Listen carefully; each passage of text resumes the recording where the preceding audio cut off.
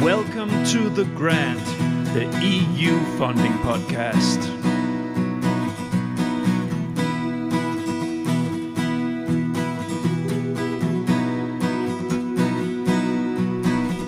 The Grant. My name is Niels Winter, and I am the creator, editor, and host of The Grant. The Grant is an independent, non-commercial podcast initiative with the ambition to dig into all corners of the EU R&D funding system on topics of interest for the full EU R&D funding community. The Horizon Europe Framework Programme for R&D funding is a bush with many flowers. I have throughout the last year built up content on especially Horizon Europe Pillar 2, which is focused on collaboration projects solving socio-economic challenges. Now it is time to have a look at one of the other flowers in the bush, the ERC program for researchers. The program is the most important funding program for the research community, broadly speaking. It has a quite different structure and characteristic than the Pillar 2 part of Horizon Europe. Focus here is to support the individual researchers with the in-depth investigation of the research area, giving them the resources that all researchers per se is needing to go ever further into unveiling yet unknown revelations to advance European research in all corners. Added to this, the ERC is a bottom-up program with no strategic calls. I have never worked with this funding scheme, so to get it right, I invited in Yoram Bar-Zeev into the virtual podcast studio to give us all a thorough introduction to this fundamental funding source for the European research community. In this second half, we are digging deeply into the evaluation regime of the ERC program, and Yoram shares how you should approach the different explicit and implicit evaluation criteria. Very important. And of course, Yoram gives us an overview of the main pitfalls that most stumble down into when preparing proposals for the ERC, so you can avoid them. Please enjoy.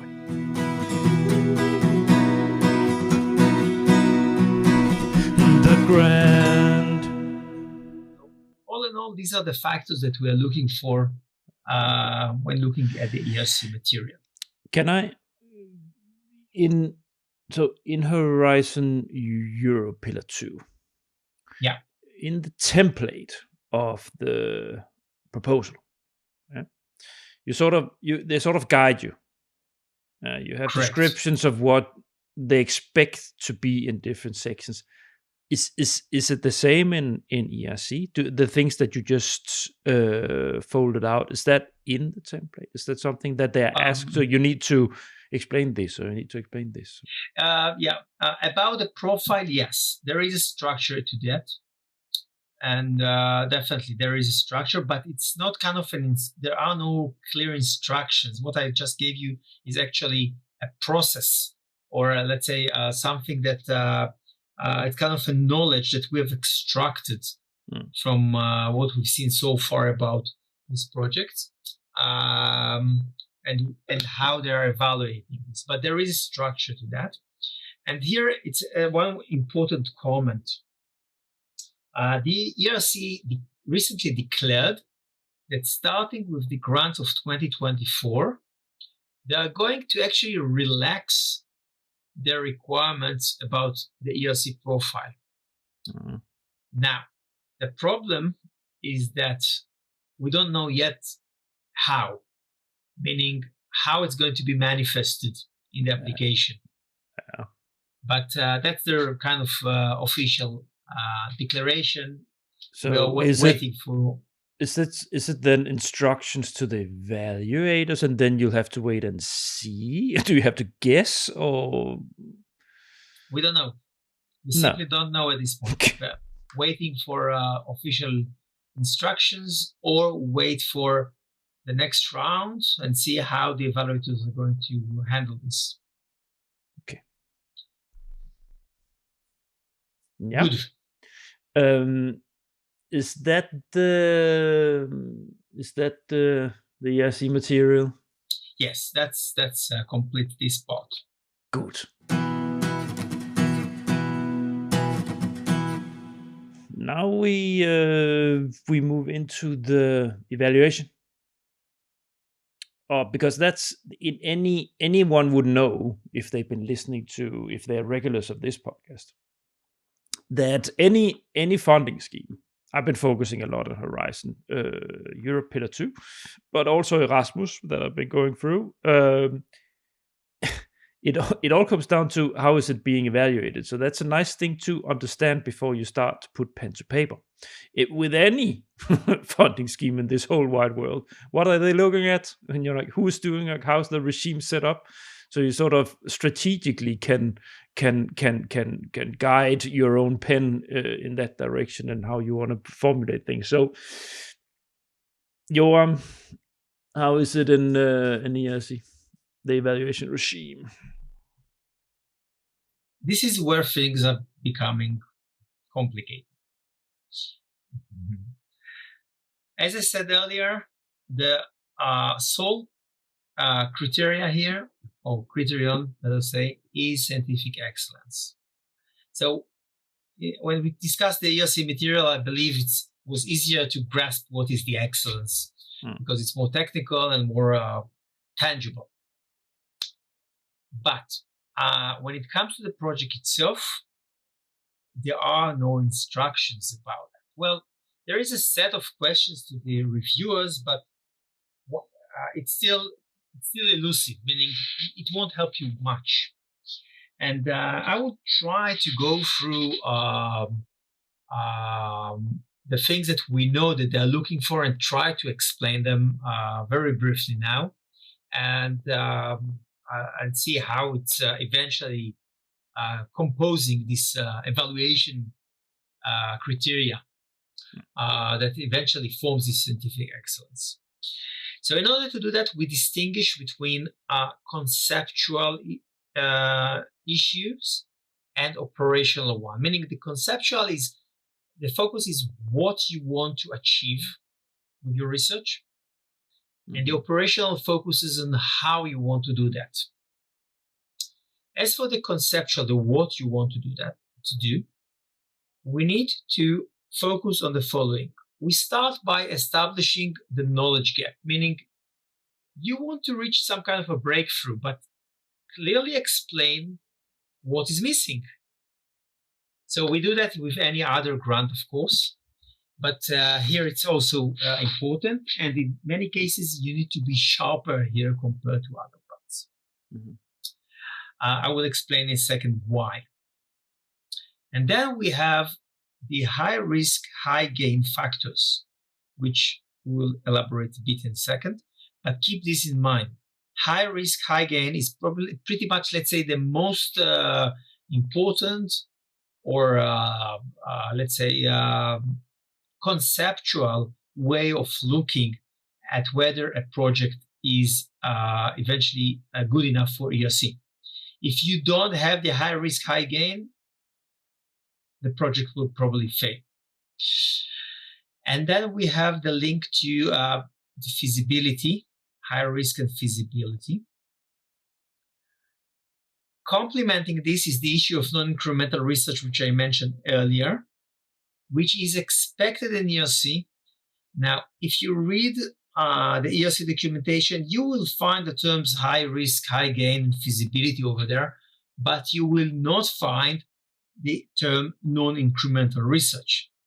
Still, it's one of the most important factors in this process because they are looking for these major leap forwards. They are looking for drama. They are looking for dramatic innovations or breakthroughs. That's the non-incremental research. Another conceptual factor to keep in mind here is the hypothesis-driven research. It's very important that you craft your research based on hypotheses. However, the issue of hypothesis itself is it can be elusive, and a lot of researchers are actually not doing it right. And there are domains where it's irrelevant. So keep it in mind, but it might not always be relevant for the evaluation criteria. Another thing under the conceptual part is your unique position as the principal investigator, meaning the person applying should demonstrate how she or he are actually contributing to the conceptual novelty and the conceptual competitiveness of the proposal based on the profile, track record, etc. So that's about the conceptual part of assessing this. As for the operational one, about how you want to do this, we have the scientific approach and methodology, which is kind of a more trivial thing, but still, with ERC, we need to be very precise on that. Another factor is the fragmentation, meaning I will very briefly tap into that just to explain this. We want to avoid a project which is perceived as a fragmented project, meaning a combination of sub-projects which are not tied together. People are doing that sometimes just in order to justify the big budget. And if they do that, that's a point of failure. So definitely avoid that. And then we have the issue of open-end.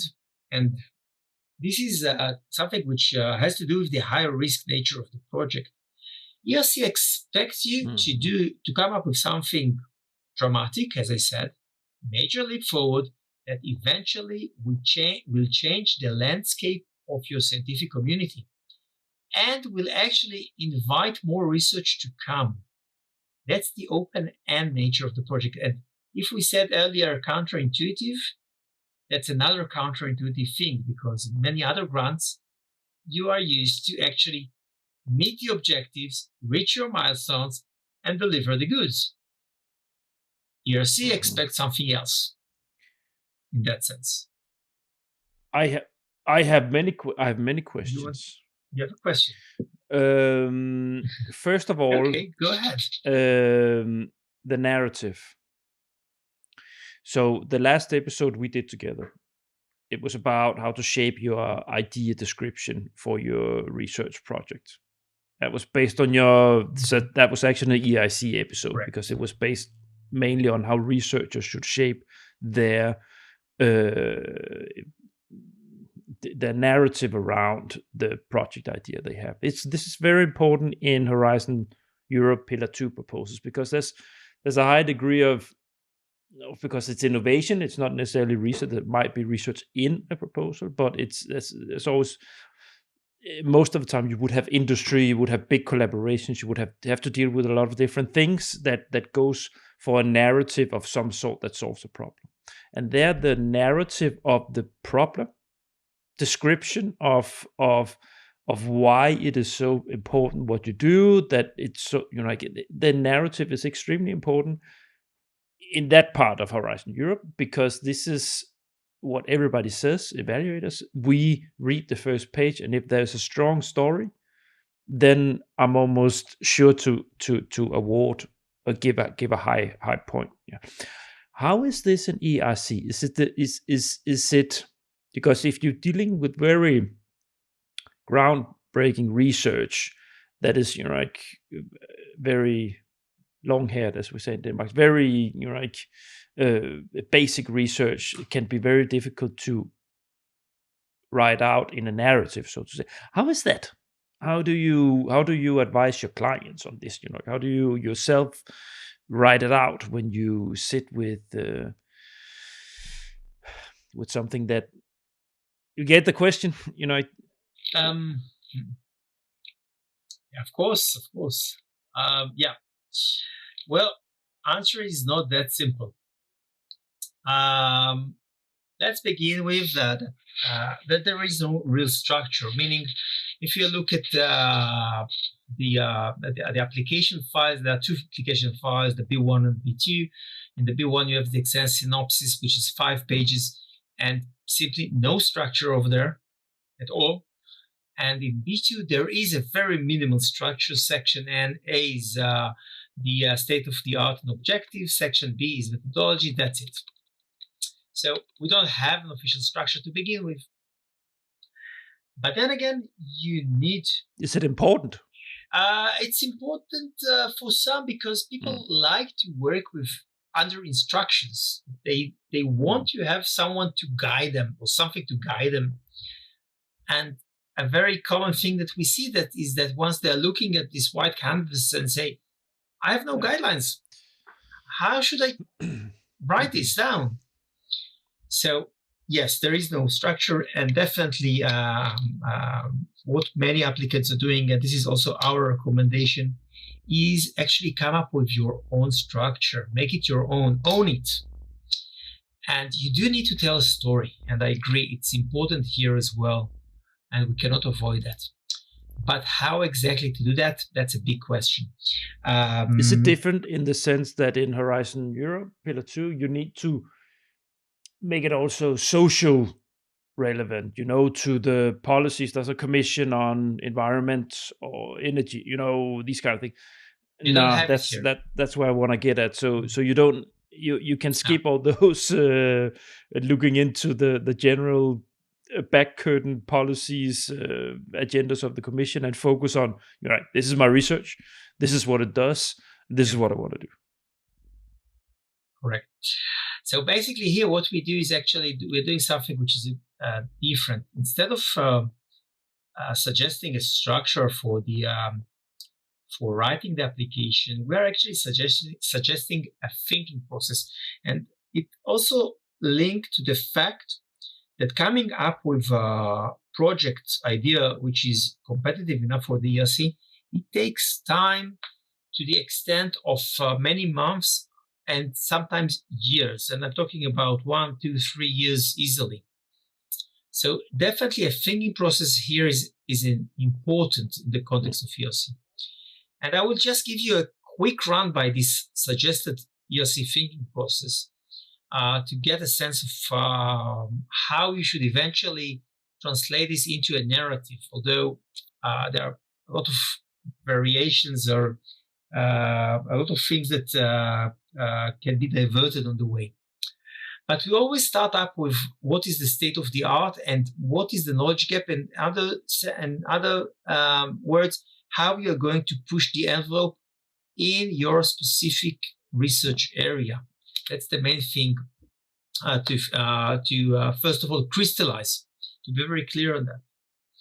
And then you need to have kind of unique input in order to fill in this knowledge gap. It could be in a way of having your hypothesis or theory, or maybe from a different angle, have an innovative applicative solution or a unique or innovative approach or something, anything like that will eventually fill this knowledge gap, potentially supported with preliminary findings, because you need to demonstrate that you have done something.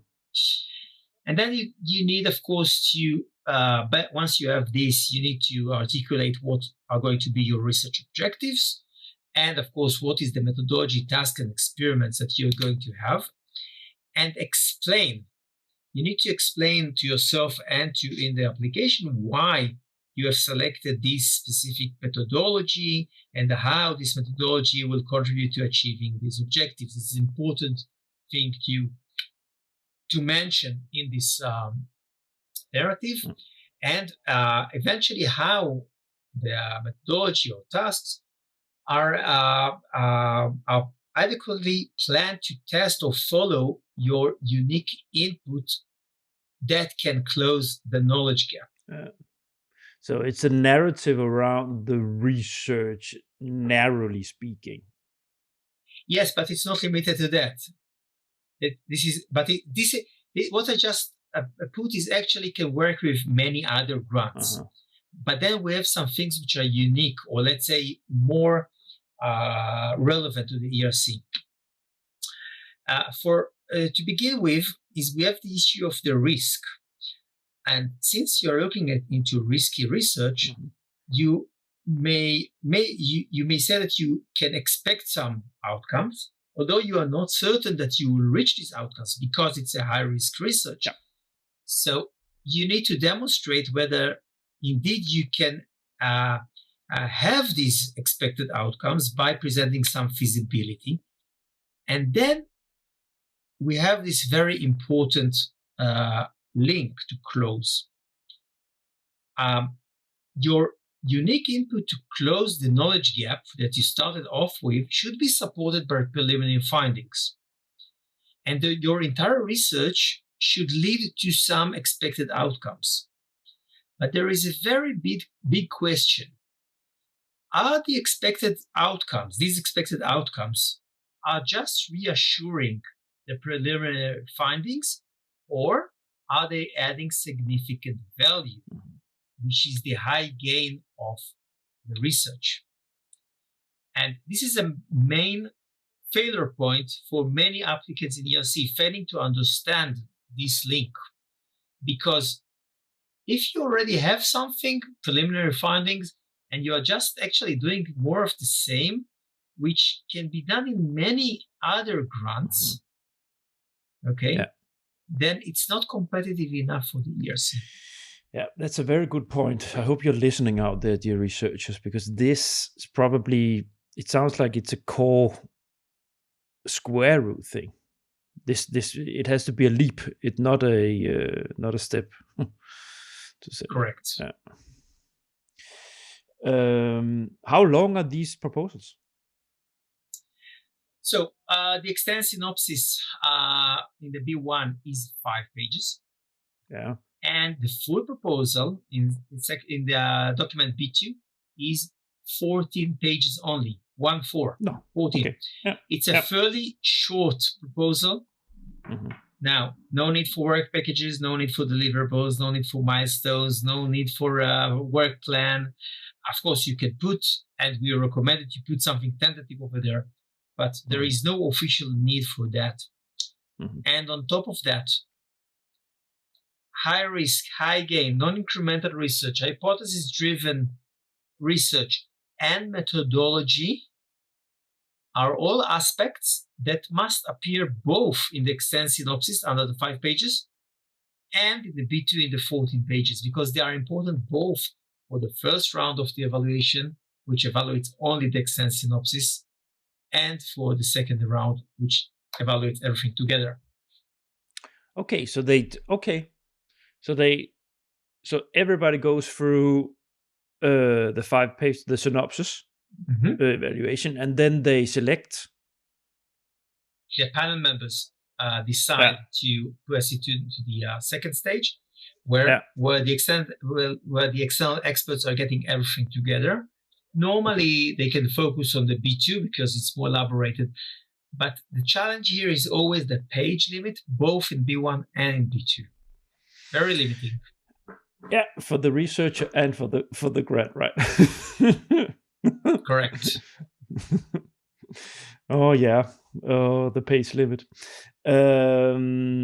What else do I have here? Yeah, how does do they work with the same? How do they work with the points? Do they have a point system, or is it only based on a written evaluation, or how do they have a point system? Yes, there is kind of a system into that, and it's there is a distinguish between the grades that they give to the PI profile and to the proposal itself, but it's most about their perception about the science, the scientific excellence.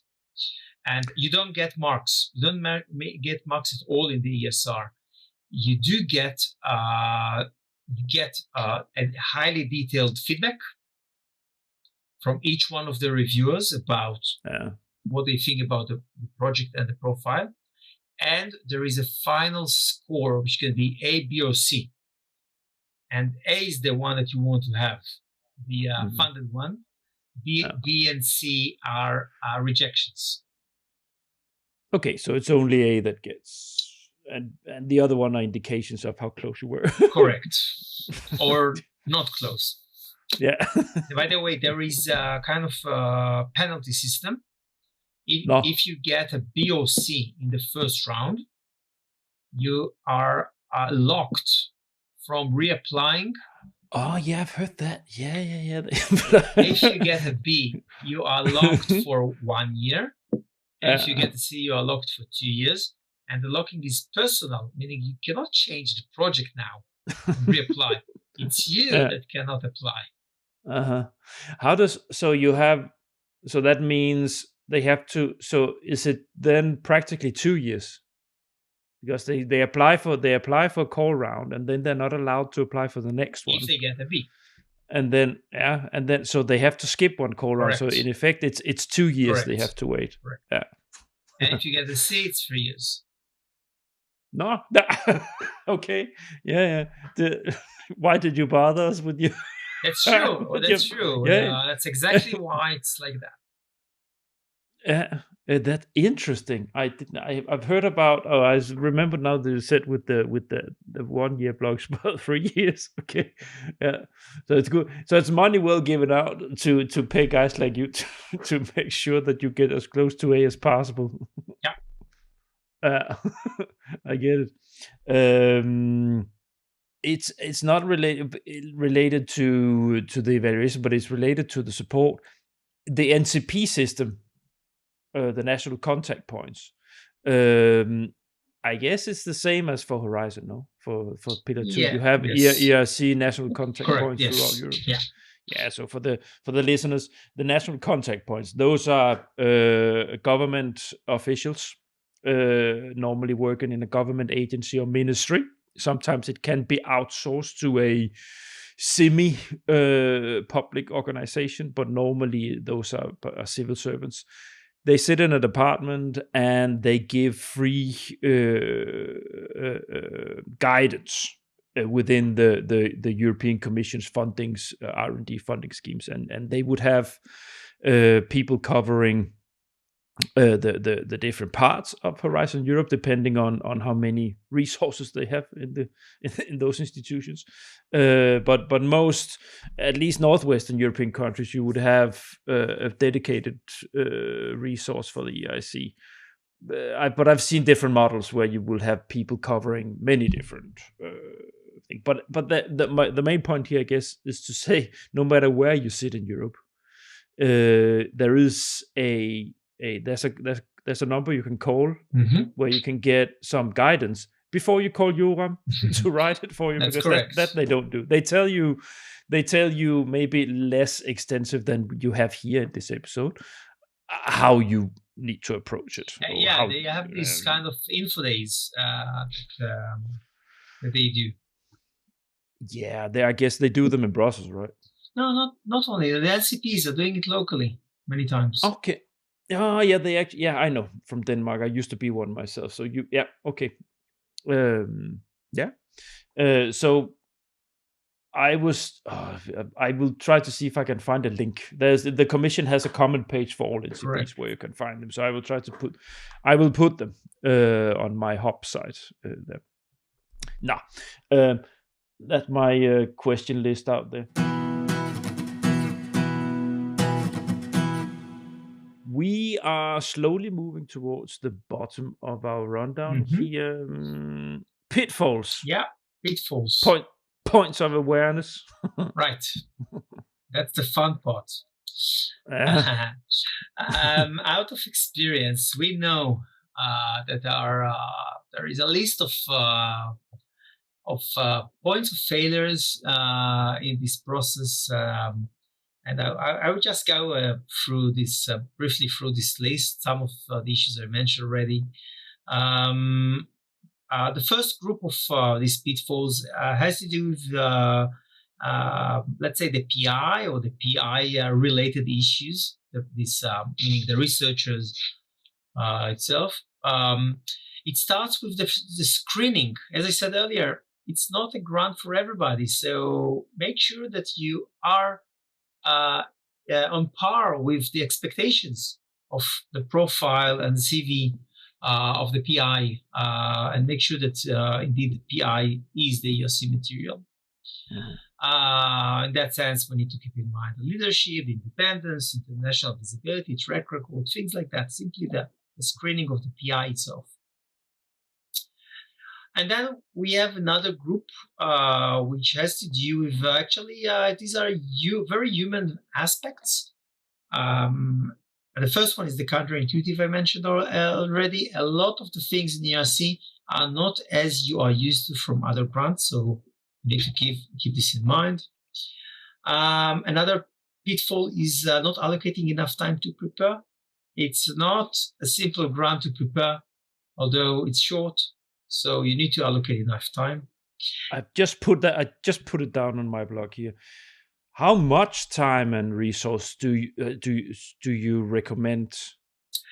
Time. What do you time sort of what can people expect when they dig into this? How much? I differentiate between the thinking process and the writing process. Once the thinking process is ripe, then the writing itself is short. But I know from experience that we are talking about several months up to several years to come up with a good competitive ERC proposal.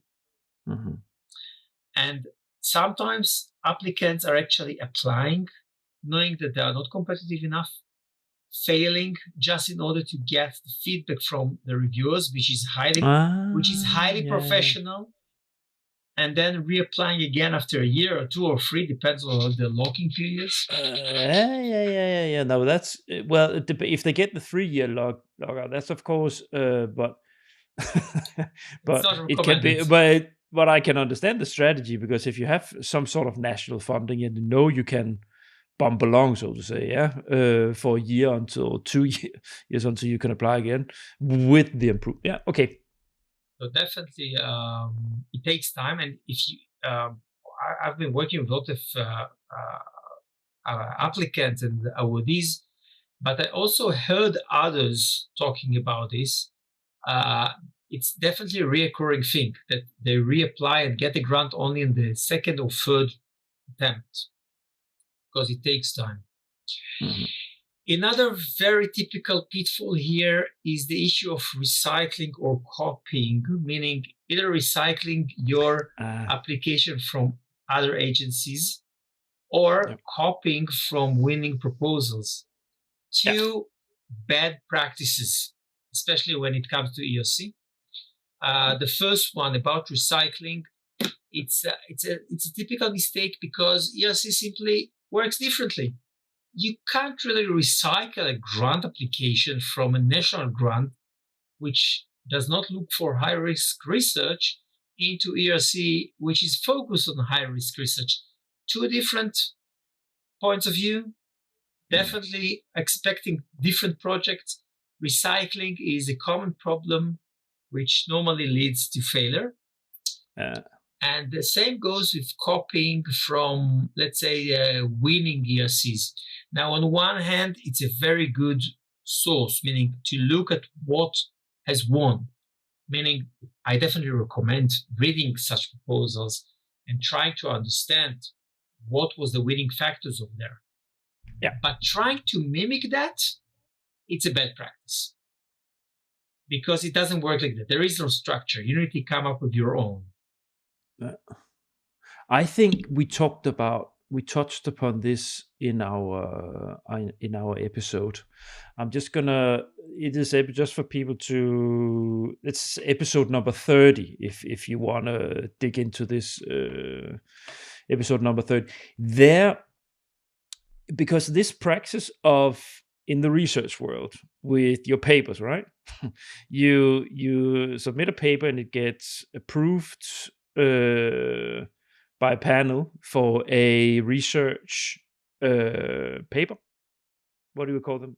Research. The articles, publications. Yeah. Publication. It's approved by a scientific board, and then you sort of massage this with it's the same basic structure you have for the next article that you will send forward to another one, but you have just 2 or 3 paragraphs in the end that is the latest additions to your research. So this practice is very common in the research world to do like this. I guess that's probably because the peer review system, and it's quite difficult to come through. And as soon as you're through, then you stick to that, because then it's already been approved. So but that is totally different from what you need to do here. Completely. You cannot just completely definitely different. Again, going back to the counterintuitive thing, and we see so many people actually failing on that, failing to understand that it's hard for them to grasp this different nature of grant, of thinking, of flying, of being it's evaluated. Everything that they learned. It's a whole discourse of the like the academic world, Correct.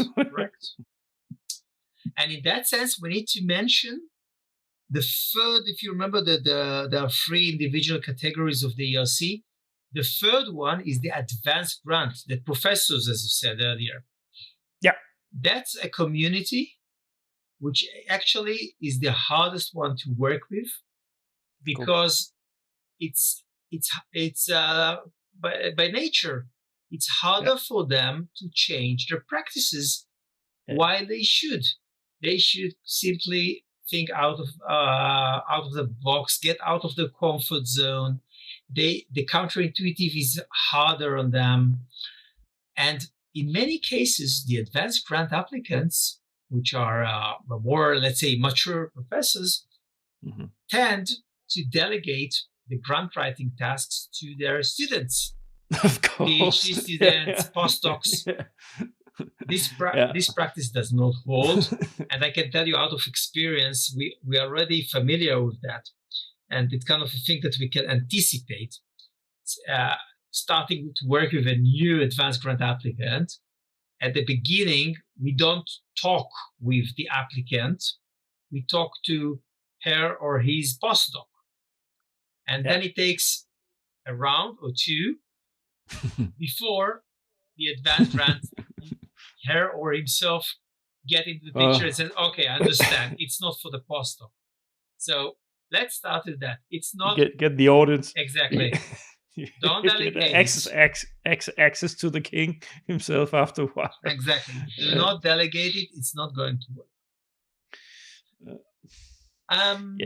But all the words that you're saying there with... that's everything that they are not. Oh yeah. I'm sure that we have wonderful modern professors out there as well. Yeah, guys. sure. All of them, and ladies. Yeah. Any more pitfalls? Yeah. Well, there is, of course, the full set of things I mentioned before about the evaluation, about the scientific excellence, the risk, the high gain, the incremental thing, non-incremental work which is expected. Low quality hypotheses is a typical mistake that we see. Things about novelty, which we also discussed in the previous session, is here a pitfall as well. Because again, we are looking here for something which is more dramatic than usual. And many applicants, by definition, are thinking in more incremental manner. So it also applies to their novelty in many cases. And we need to push them further to bring something which is more novel, more risky, less incremental. So it's all around that. And another pitfall in that sense has to do with collaborations. As you said earlier, it's not a collaborative effort. However, on one hand, researchers are used to and trained to work in collaborations. And in many cases, they actually need the collaborations. Now, it is possible to collaborate within an ERC project. But the thing here, as I said earlier at the beginning, the mission statement was investigator-driven, and it's all about the PI. If you're going to have collaborations here, you need to make sure that no collaborator here is going to cast a shadow on you as the leading PI in terms of experience, expertise, capacity, ability to lead the project. Meaning it's not a collaborative effort. They can collaborate with you here on kind of, let's say, a supplementary basis, but not more than that. Okay, so this is a little bit like actually the podcast world, when you take on a celebrity to shine light on your own stuff. But the point is, if your podcast in general if the content is not there, people are going to disappear after that episode. So it's the same one here, exactly, right? A little bit. So you cannot just take a celebrity in. You are the star. Yeah, exactly. Yeah. So that's about it. That's the main pitfalls here that I can mention in that Yeah. sense. Now we talked a lot about how it can be a challenge, but can you so the sort of the quintessential successful candidate, so which sort of the successful researcher that gets this, what are they sort of the best clients you work with? Wow. Okay. Does that make sense? Yeah. Definitely those that have an open mind. Yeah. Because pretty much working with any applicant on ERC, we need to go through this process, kind of a trajectory of first explaining and educating and making them understand that they need to leave aside what they know about grants and study this one. Mhm. Counterintuitiveness, elusiveness, all these things, they come into play. Mhm. And for that, you need to have an open mind. And those are the best ones. Unfortunately, many of them are not. So it makes it harder. And sometimes we struggle with researchers that simply insist on simply doing what they're used to. Yeah. And it's they researchers are extraordinary people, but they're also a stubbornness to their and they often the stubbornness on sort of on their on behalf of their field. Yeah. Mhm. They might have been working with a discourse or a way of working with the research topic in a specific way that they have gained esteem over years. I don't know, and they so and then that's what they do, and that's the way they do things, and that's just like that. Because it's also sort of often you have in the research world people, it's very person born, right? It's even here you said the PI, it's very individualistic, so to say, in the research world. They fight for funds in between them, in between persons. It's mano a mano, so to say, world. It's and they got where they reached because of the way they did things. So this is often why people like us that tries to help them Yeah. run into very stubborn resistance to doing things in other ways, or why you need to add other paragraphs in a proposal because of a funding scheme requirement. The understanding of these things, it can sometimes be very difficult. But I must say, I've also worked with researchers that has understood it and understand it extremely well, and have taught me some lessons as a grant consultant. Say, hey, wait a minute, where I had to adjust, and things that I learned from them. Yeah. That's true. And actually, their best lesson, especially those that are stubborn and they are not and flexible enough, Yeah. is actually to apply once and fail. Yeah. And then when they come back, they're actually, let's say, more flexible. They are more open to listen. It's also, I guess, because they respect what they get back in their face. Probably they're angry often when they receive the feedback, but when the anger has dust has settled, then reading into what actually is being said of the evaluation helps them, because they're very intelligent. Yes, and the feedback in ERC is highly detailed and very professional. And since it's been done by experts in the field, they will be more attentive. Exactly. It's not feedback by generalists.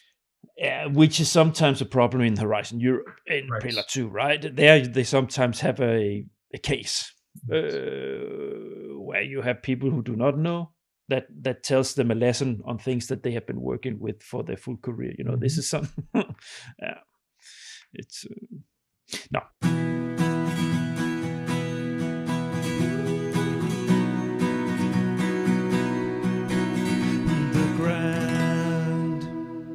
This was a nice talk. We are almost through here. I always have the toughest challenge. So you tried this once. Now it's the second time. Yeah, it's always good to land on the toughest challenge to say, okay, this is the thing that, the one thing that is toughest to deal with. Well, actually, there are two toughest challenges when it comes to ERC. The first one is what we just discussed. Meaning working with a researcher which is not open to fully understand or fully grasp what ERC is about. Definitely a challenging thing. But the first toughest challenge is actually the screening. Because we need to keep in mind, ERC is not for everyone, and not any project can be transformed into a successful ERC grant application. And it's something that you need to assess right from the beginning. And we have good tools in order to do that, and we are doing that for a lot of clients. But it's not always simple. Sometimes it's very challenging. Sometimes the answer is not clear, and we need to further develop things. But on the other hand, in many cases, we can say no, meaning we can say that something is not competitive enough to ERC completely, be it the profile of the PI or the project itself. And I can tell you that we have a lot of clients. When I'm talking about clients in that sense, it's universities which are actually asking us to be the bad guy here. Yeah. And tell their researchers that what they have is not competitive enough for ERC in that sense. Yeah. It's a function that you need. Well, it's actually it's interesting that you have the client itself asking for it, but that's because of the nature of the academic world. But I actually, as a principal, when I was a grants consultant, I was going after the principles of saying no when I didn't believe in things. Not run after for the profit, just for the profit, for the lead, to keep the credibility. And you have those are. I'm sorry if I'm stepping on anybody's feet, but my true conviction is that those are the good consultants. Those are the ones that keep the good reputation of this grant consultancy sector. The ones that look at what they get in and work with the client with the best of their heart, and say, no, this is not strong enough. We cannot do this. That's a real consultant in the word's meaning, so to say. Sure. I can say that we're not magicians, meaning you can't just come to us and say, turn this into a competitive application. Yeah. It doesn't work like that. We need to see what is the raw material that we work with. If it's not good enough, it's not good enough. Yeah. And you would have many because I've seen it, many that just they do it anyways, and it fails, and they get the fee from the client. You know who you are out there. But it's not it's not going to help your business, and it's not going to help your relationship with clients, or from a former consultant to you consultants out there, be honest. I agree. That's it. That was the authoritative, the grand episode on the ERC introduction. Thanks. That's great. Thank you. Yoram and I, we are discussing doing something more, so there will, in due time, there will come more on ERC, so you can look forward to that out there.